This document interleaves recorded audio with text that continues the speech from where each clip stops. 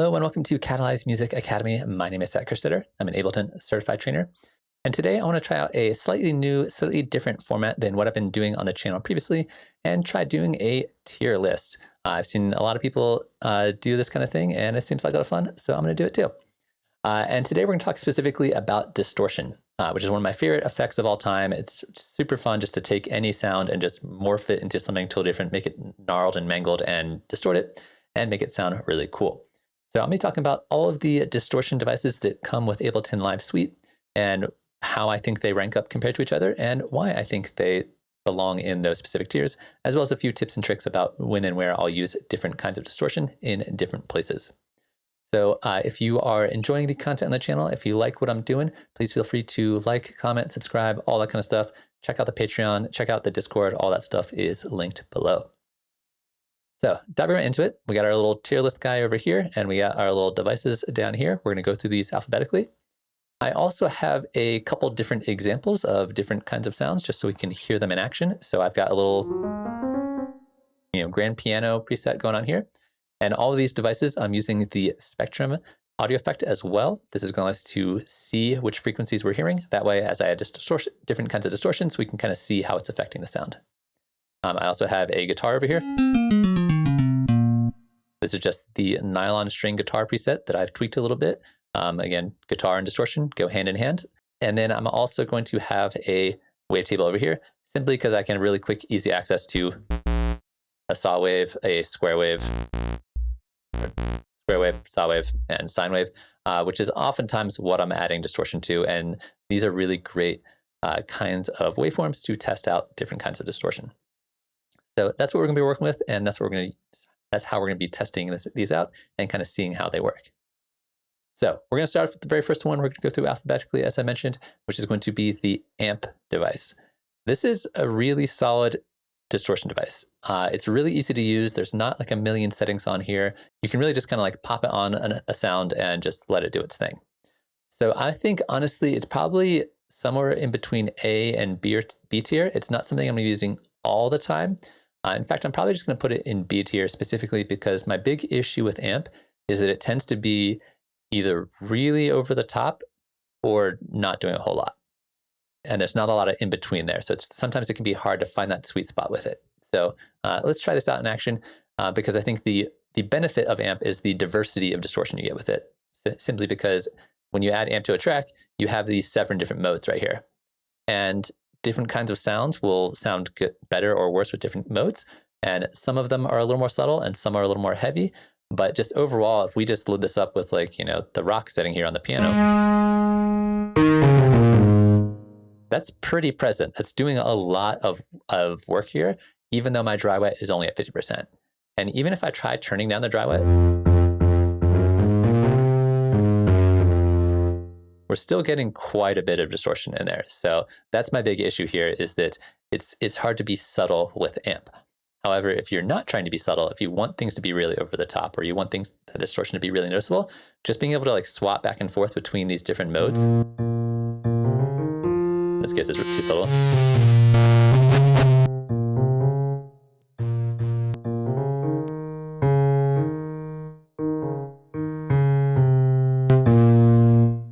You get a lot of different sounds that way. The other thing that I don't really love about amp that's really kind of holding it back is a lot of these settings down here are not super noticeable. Like you have these EQs here, but even if you change your EQs, they're not really doing a whole lot in either direction. So the EQs are kind of subtle, the gain knob's useful, the presence knob is actually pretty handy.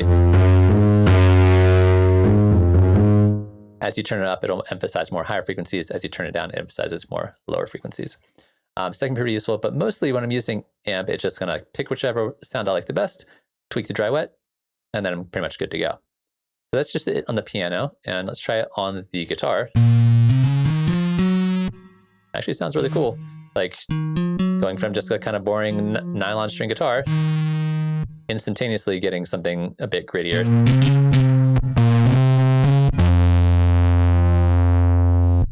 Which I think sounds really nice. So very straightforward and easy to use, which is one of the things I think it belongs in this B tier.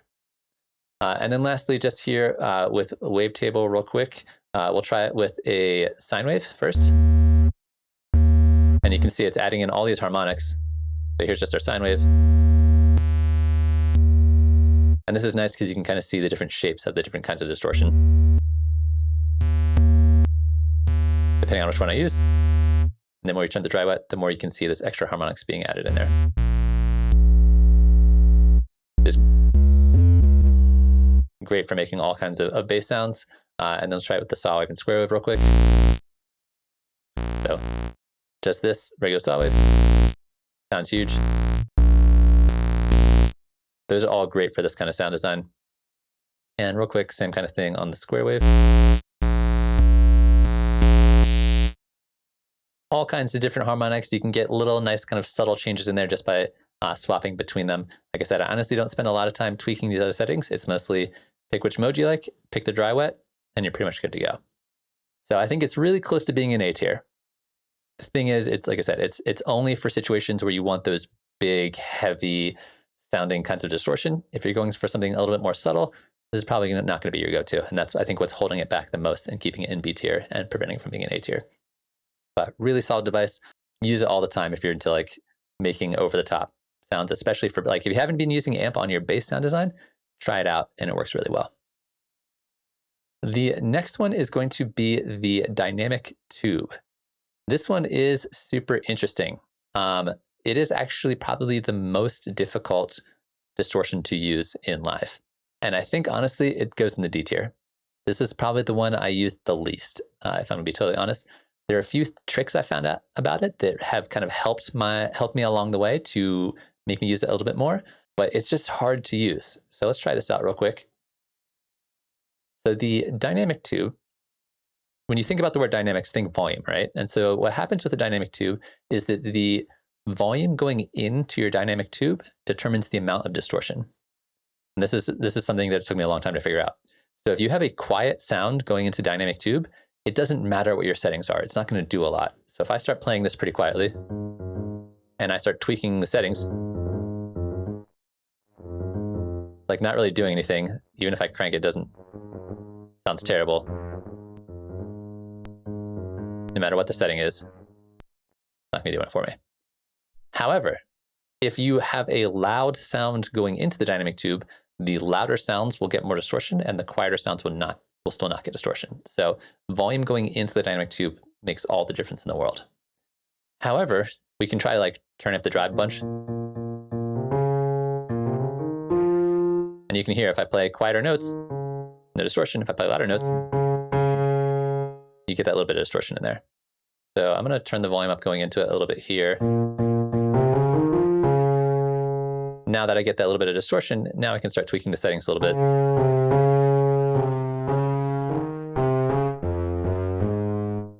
And if you get your settings just right, I think this can actually sound excellent. However, the fact that you have to kind of tweak and dial in your settings once just to make it sound okay makes it a bit trickier to use and makes it not as intuitive, and it slows you down as opposed to something like we just saw with amp. You click 3 buttons and you're good to go. So I think that's the big issue holding the dynamic tube back. On top of that, some of the settings are kind of weird, like tone and bias are kind of strange controls, like the bias control. If you have too much of it, just sounds terrible. So getting that right amount can be really tricky. And again, if the volume's too quiet, this doesn't really help you a whole lot. The different modes here, these are like different kinds of tubes. Some are more broken and some are more kind of clean. The differences between them can be kind of subtle. Dynamic tube is really all about subtlety. If you are going for more kind of a subtle sound and you like want to spend some time and really dial in your settings, dynamic tube can be great. But if you're like me and you just like quick and dirty, there's my distortion, boom, move on with my life, dynamic tube can be a bit harder to use.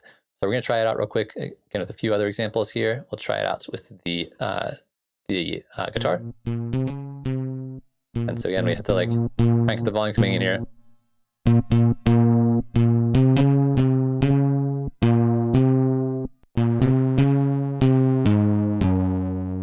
Like that can work. It has this nice kind of like crispness to it that I really like.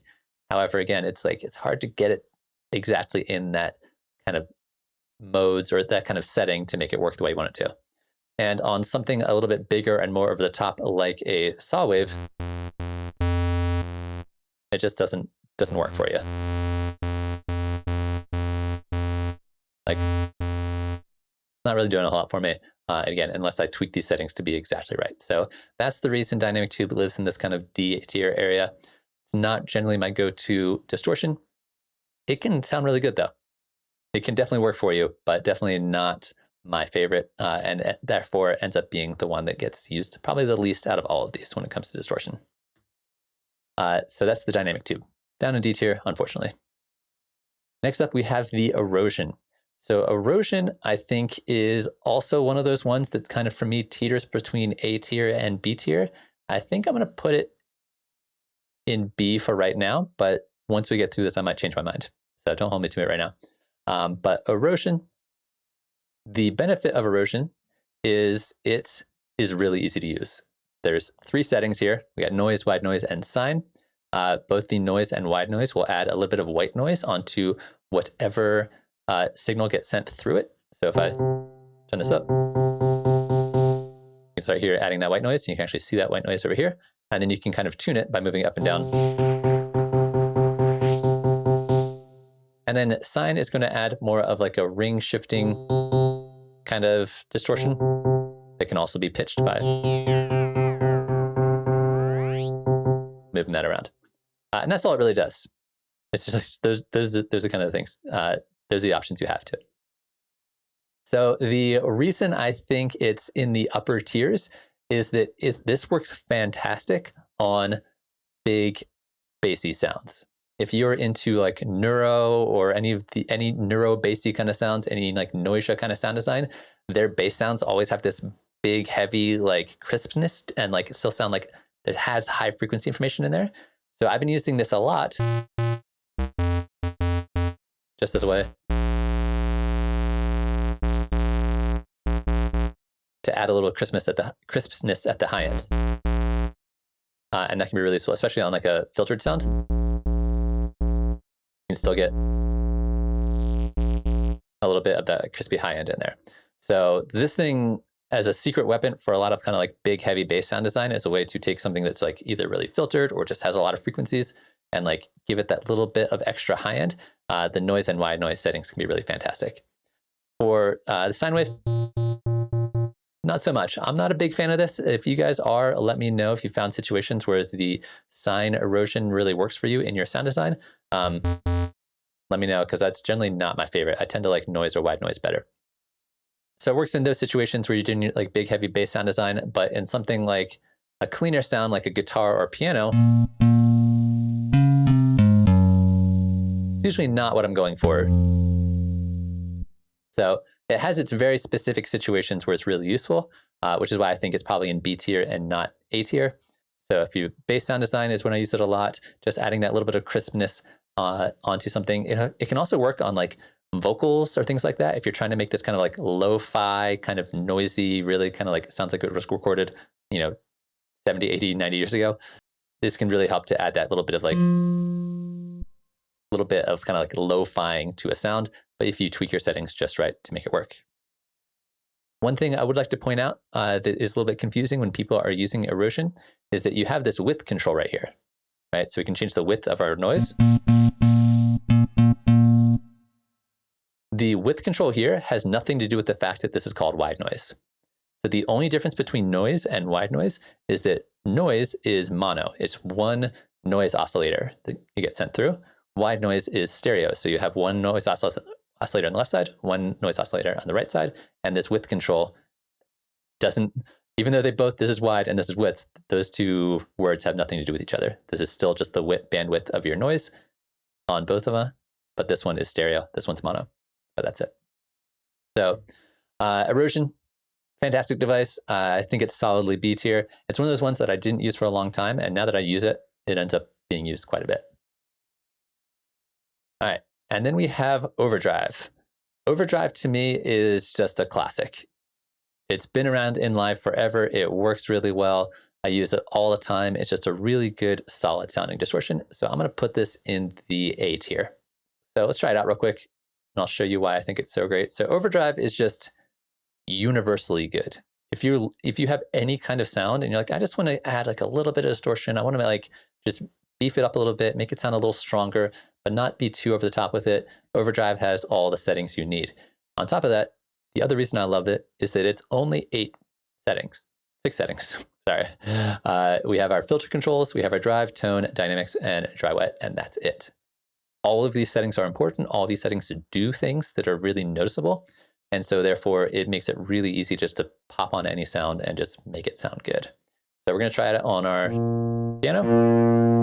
Here to add that little bit of crispness. We can filter it to focus on different kinds of frequencies. And that's the filter frequency and bandwidth here as you drag up and down. We have a drive control. More drive means more volume going into the distortion, therefore more distortion.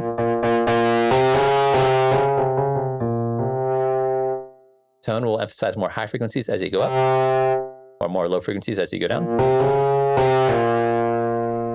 Dynamics is a little built-in compressor, which is really handy. And then of course we have our dry wet.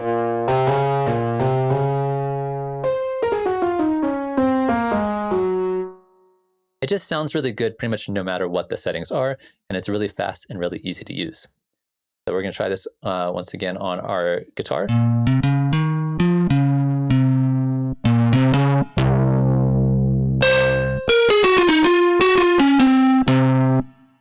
Just works really well.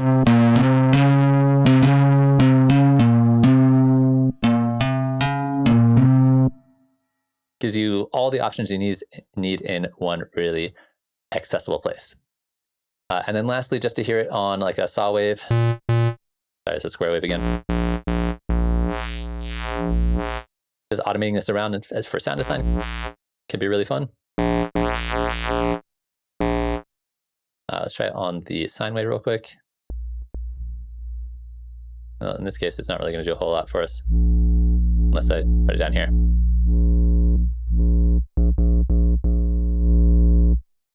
It's just a nice, smooth sounding distortion where you can control exactly the right amount in any situation. So solidly in an A, in my opinion.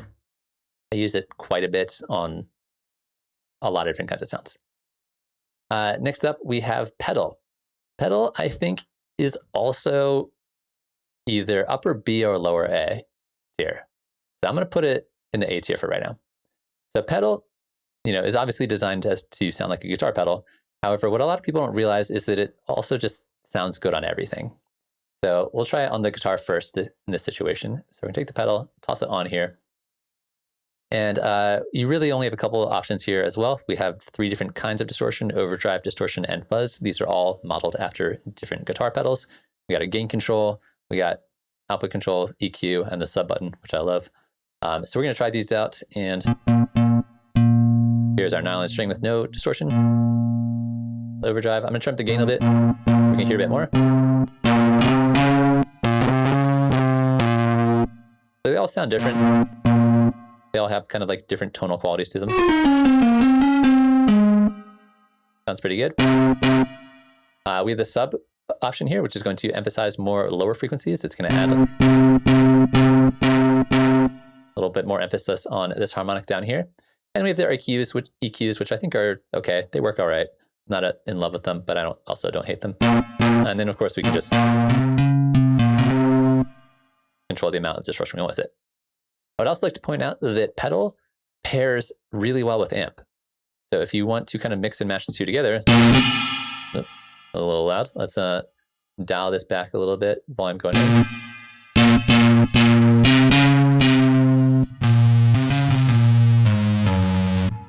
And all of a sudden we get something that's like sounds pretty nice, even though we're only starting with our super basic nylon string guitar. So those two pair really well together. I also oftentimes pair pedal with overdrive. Those two can also like complement each other.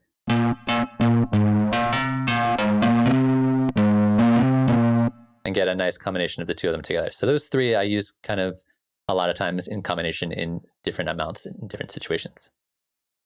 I also want to just point out that pedal works amazingly on synthesizers. This is one of the reasons I think it bumps it up from B tier to A tier, is that it just like put it on lots of different things that you wouldn't expect it, and it can work really well. So once again, we're going to start with our sine wave, and we're going to turn up the sub, turn up the gain here, and we can see it adding in some extra harmonics for us. So we can take our just straight up sine wave and make it a little bigger here, depending on which setting we're using. I love the fuzz setting on pretty much any synthesizer. Just that to that sounds really good to me. Same thing with the saw wave. Let's hear it without anything. Here's just our saw wave. Can work really well. Same thing with the square wave. So from here.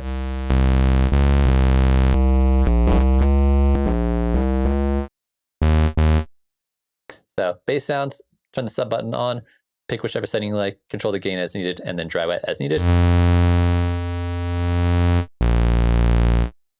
Fantastic way to just get a little bit more beef out of a lot of your kind of like low end sound design.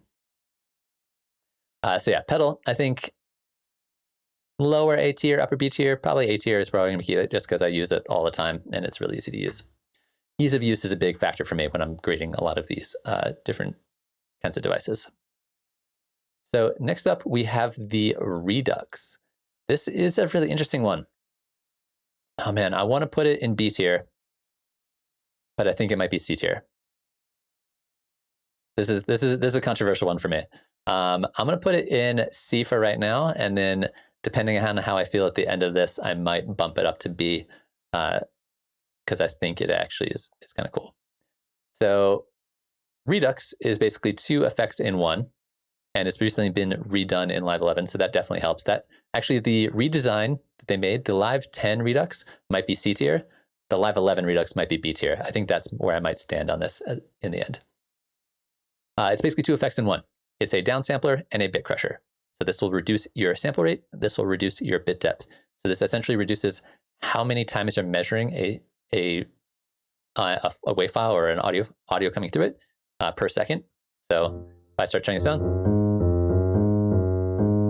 you can hear it adds this very digital artifacting. And that's one of the reasons I think it's down in kind of the lower mid tiers, is that if you're not into that digital style distortion, it's not useful for you. That's all it really does. But if you do like this digital style distortion, it can be really nice. We can also have a dry wet here. This is, again, one of the new additions in Live 11. So you can be a bit more subtle. You can have a large amount of downsampling, but be a bit more subtle with it, which I think is really, what bumps it up from C tier to B tier, going from Live 10 to Live 11. And this can obviously be mixed and matched with your bit crusher here. So if you turn this down, this controls how many different volumes you can measure at any given time. And at lower values, and it has this very kind of like digital white noise. And if you go really low with it, it gets very loud very fast. And you can mix and match them together.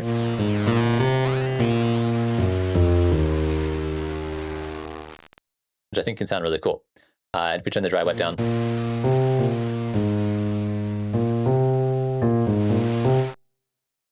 it has a lot of potential here, but it has it's very specific kind of sound, that very like specific digital lo-fi kind of thing is what it does the best. Probably not something I'm going to be using a lot on guitar.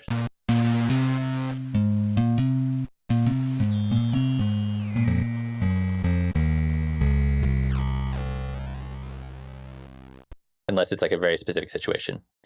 And then on synthesizers, actually, this is probably the situation where it makes the most sense, because we're already starting with like a digital sound, like a synthesizer, and then adding our digital distortion onto it.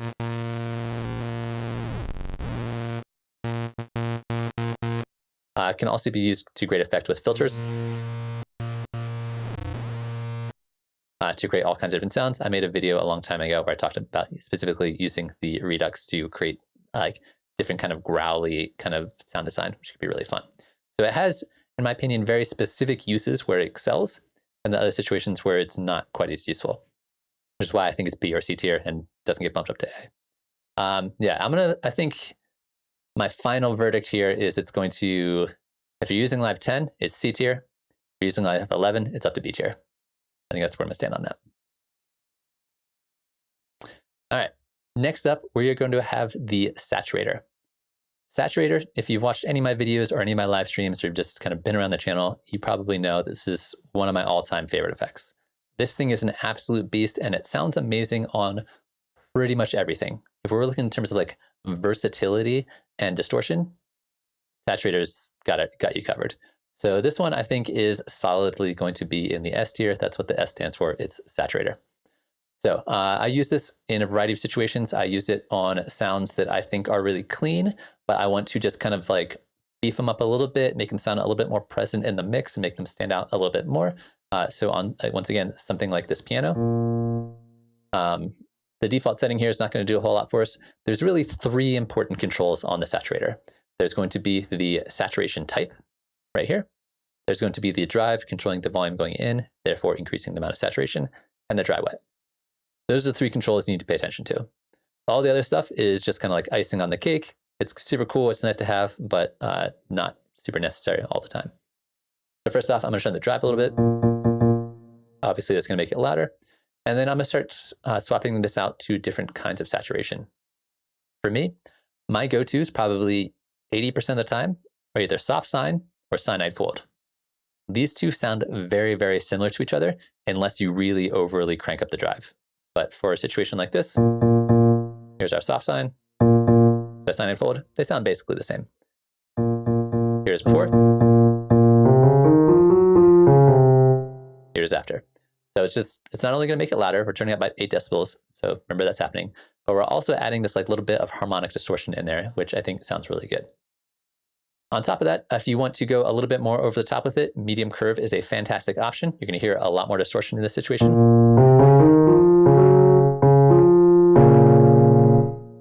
Or if you really want to go over the top with it, hard curve's got you covered. Turn this down a little bit. A lot of time, if I'm going to be using a hard curve, I'm going to take the dry wet here and turn it down a decent amount. That way I get that little bit of distortion in there without it being too over the top. So yeah, fantastic for all kinds of sounds. Those are the 3 important controls. Another really fun thing we can do here is if you are going really over the top with it, if you want to like crank up the drive, you can turn the soft clip on, and that is a built-in limiter. So it will just never go above 0 dB. I'm not going to do that because I don't want to do it to your ears right now, but just know that that's a really handy tool if you're like looking to really push the limit with what you can do with your distortion. So that's the basics of Saturator. Let's try it out on the guitar real quick. So if I have my kind of clean, kind of boring sounding nylon string, I'm going to crank up the drive a little bit. And then try like maybe medium curve here. Or hard.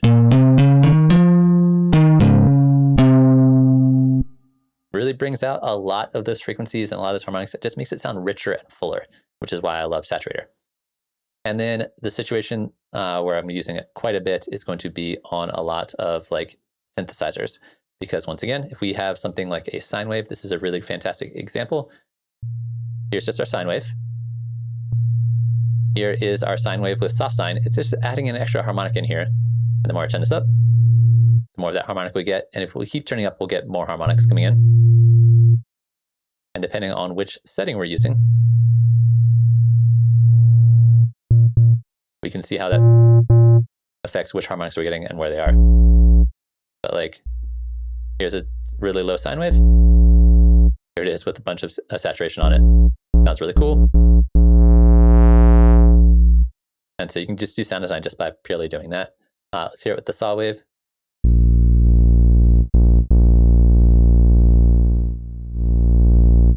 Play with the dry wet a little bit, play with different settings.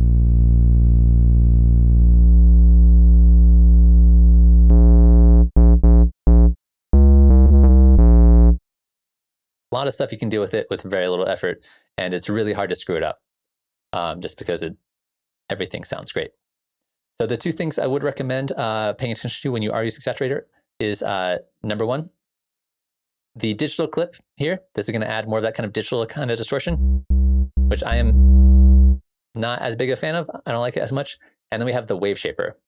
The wave shaper is a really cool option, but it tends to mean you have to put more effort into getting your distortion to sound the way you want it to. So if you're using wave shaper, click this little triangle, and you have these 6 extra options that allow you to customize your own distortion curve. So if I play around with this, we can like make this do different things to customize our distortion. I found that Waveshaper tends to be more effort than it's worth usually, so I usually stay away from it. That's why these ones are kind of the magic settings. Sine wave fold, hard curve, medium curve, soft sine.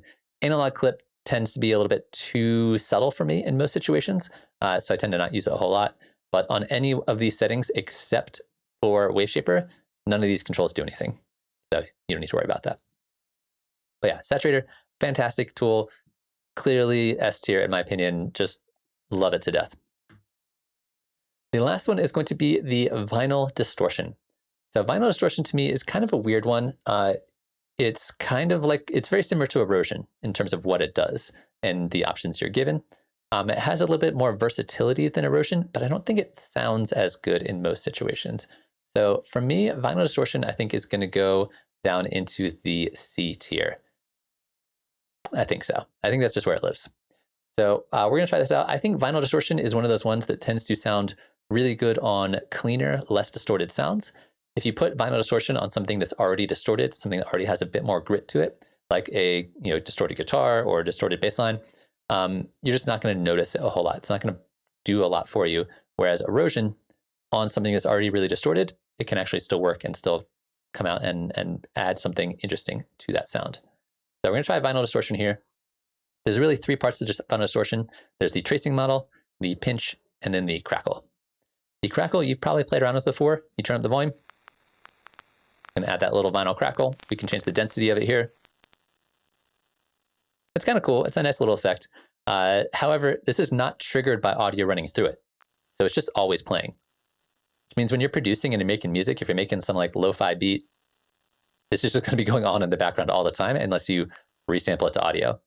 So I'm not a big fan of the crackle. I wish it was triggered by audio because otherwise you can just resample this and make a clip out of it, which is totally fine. But if you're ever producing music and you just have to hear this constantly, it gets really annoying. And then we have the tracing model and pinch. And these are two different kinds of distortion, very similar to the Erosion, where we're basically going to have an amount going up and down here, a frequency going left and right, and a bandwidth, which can be controlled by either hitting this or by hitting the Option key and dragging up and down. Same thing is true for Erosion. So we basically have amount, frequency, bandwidth. So we're going to turn off the pinch for right now and just try just the tracing model. So here's my piano. And it's adding this like pretty subtle bit of distortion onto it. It kind of reminds me a little bit of the dynamic tube in a way, where like quieter sounds are not really getting a lot of distortion, but louder sounds are.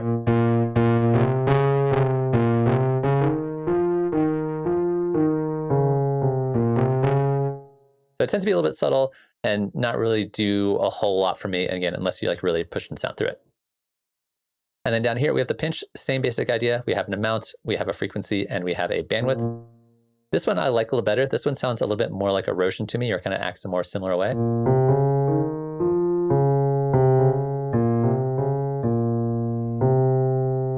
I think it can sound really cool. And the nice thing about this is we can mix and match the two together, use them both at different frequencies.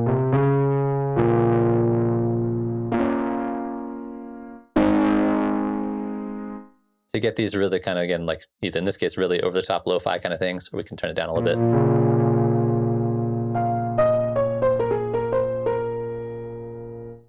Can be kind of cool.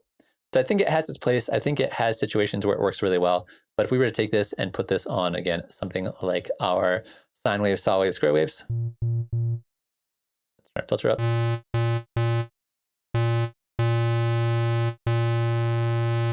You can use it to like bring out and emphasize different frequencies. But not my favorite kind of distortion for this kind of sound. Let's try it with the sine wave real quick. Just not my thing, I don't think. Like I said, tends to work better, really clean sounds. I think it could work really well on this guitar because this is also a very kind of clean sound.